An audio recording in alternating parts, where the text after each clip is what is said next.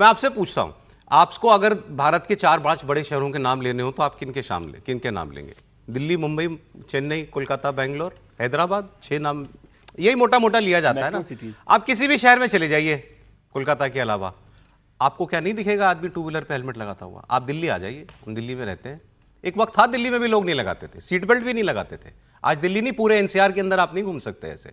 मैं हैरान हुआ ये बात इनकी सुनकर कि कलकत्ता जैसे मेट्रो सिटी में जो है, हाँ माइनर करेक्शन, घूम सकते हैं, जेब में पैसा है, हर थोड़ी दूर पर 1000 रुपया, हर थोड़ी दूर 10,000 रुपया भरते रहो। आजकल हर जगह पुलिस वाला भी नहीं होता, वो फोटो जरूरत भी नहीं पड़ती है, कैमरे से फोटो आ जाता है, आपके घर पे चालान आ जाएगा आपकी गाड़ी की फोटो के साथ। मगर ये माइनर चेंजेस जो हैं भारत के इतने बड़े शहर में अब करने पड़ रहे हैं, धीरे धीरे अब ये प्रयास हो रहे हैं, तो आप ये सोचिए कि कोलकाता कहां रह गया था। जी नहीं, देखिए ये सचमुच बहुत अच्छा आपने कहा। मैं तो अब कहीं भी आप जाइए तो आपको ये तो कोई दिखेगा ही नहीं कि हेलमेट न लगाए हो। सीट बेल्ट अभी भी छोटे शहरों में लोग कहते हैं कि बड़ा गड़बड़ हो, जबकि उनको पता नहीं है सीट बेल्ट आप लगाते हैं तो आपकी शरीर सुरक्षित रहती है, थकान कम लगती है। लेकिन नियम कानून का ऐसा उल्लंघन जो पश्चिम बंगाल में संस्थागत तरीके से होता रहा, वो शायद देश के किसी हिस्से में नहीं रहा। और उसके पीछे सबसे बड़ी वजह क्या रही? सबसे बड़ी वजह रही, जिसको कहते हुए ही मैं सांप्रदायिक घोषित हो सकता हूं, वो खतरा है। चूंकि मुस्लिम समाज उस तरह से रहता है, उसको आदत है, वो मोटरसाइकिल पर 3-3 लोग निकल गए, इसका मतलब ये नहीं कि दूसरे लोग नहीं जाते, लेकिन चूंकि वो जाते हैं और उसको वहां की जो पॉलिटिकल कंपल्शंस है उसने आंख मूंद लिया। पॉलिटिकल कंपल्शंस है तो उसकी वजह से जो पूरा लॉ एंड ऑर्डर है, थाना है, पुलिस है, चौकी है, और एक बार वो चलने लगा और किसी दरोगा ने हिम्मत भी कर ली कि भाई हेलमेट क्यों नहीं लगाए हो, सीट बेल्ट कार में क्यों नहीं लगाए हो, तो कहे क्या इसके पहले लगाते थे क्या?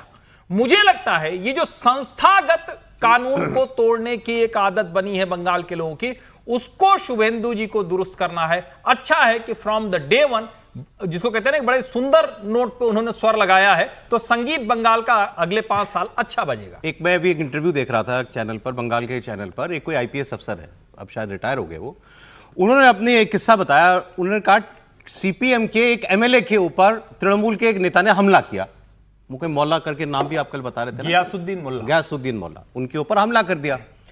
तो इन्होंने एक्शन लिया उसके खिलाफ, टीएमसी नेता के खिलाफ। वो हायर अप्स को जानता था तृणमूल कांग्रेस में, तृणमूल में हायर अप्स का यूजुअली मतलब अभिषेक बनर्जी होता है, ममता बनर्जी तक सीधे ऐसे लोगों की पहुंच नहीं होती। तो उन्होंने कहा कि मुझे फिर फोन आया, उन्होंने कहा कि मुझे ये कहा गया कि इस उम्र में रिटायर होने वाले हो, क्या उत्तर बंगाल में ट्रांसफर चाहते हो, क्यों करियर खराब करना चाहते हो अपना? तो ये वो बता रहे थे कि ये पुलिस वालों की हालत जो है हुआ करती थी। अभिषेक बनर्जी के अभी बात कर रहे थे प्रोफेसर साहब, तो बता देता हूं थोड़ा सा आपको कि उनके लिए कैसे मुश्किलें और उनकी बेचैनी कैसे बढ़ रही होगी। कोलकाता नगर निगम ने अभिषेक बनर्जी को दरअसल नोटिस जारी किया है और उनको नोटिस भेजकर साउथ कोलकाता में कालीघाट रोड और हरीश मुखर्जी रोड पर उनके घर हैं, इसको लेकर के उनको जानकारी देने को कहा गया है। और इस नोटिस में कोलकाता नगर निगम ने पूछा है कि क्या बिल्डिंग बनाते वक्त सभी नियमों का पालन किया गया। अभिषेक बनर्जी को अपने घर का बिल्डिंग प्लान वो भी जमा करने को कहा गया है और वो खुद कोर्ट गए हुए हैं अपने खिलाफ, और कोई एफआईआर है उसको क्वॉश कराने को लेकर के।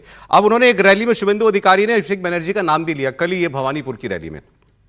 उन्होंने कहा मैं 4 नाम बताता हूं, करप्शन करने वालों के नाम वो ले रहे थे, उसमें उन्होंने कहा मैं 4 लोगों के नाम बता रहा हूं। एक बड़ा एक इंटरेस्टिंग नाम वाला कैरेक्टर बंगाल में निकल के आया, फिल्मी कहानियां बनी हुई है सर बंगाल में। सोना पप्पू नाम सुना है आपने? सोना पप्पू, सोना पप्पू एक अपराधी, सोना पप्पू फरार, सोना पप्पू को पुलिस ढूंढ रही है, सोना पप्पू मिल नहीं रहा, और चुनाव हो गया, सरकार बदल गई, सोना पप्पू खुद ईडी दफ्तर पहुंच गया। अच्छा, एक थोड़ा सा निवेदन है मेरा, हाँ इसके बीच में कि आप गंभीर बात करें, सोना पप्पू एक साथ मत बोलिए सिर्फ, अच्छा अलग अलग है, मतलब सोना पप्पू आप फिर अलग ट्रेंजेंट पे निकले। नहीं, मैं सिर्फ कह रहा हूं, वो है क्या, लोग टीवी देखते रहते हैं, राजनीति का शो है तो तुरंत पॉलिटिकल रिसीव करता है, ये मतलब मुश्किल है थोड़ी सी, बाकी मैं सिर्फ ये जो नहीं भी जानता था दर्शक, हाँ, वो जान गया सोना पप्पू। नहीं सर, मैं तो सर सोना पप्पू वैसे दुनिया में अलग वजह से जाना जाता है, बंगाल में वो अलग आदमी है। सर सुनिए तो सुनिए, बंगाल की टीएमसी सरकार के दौरान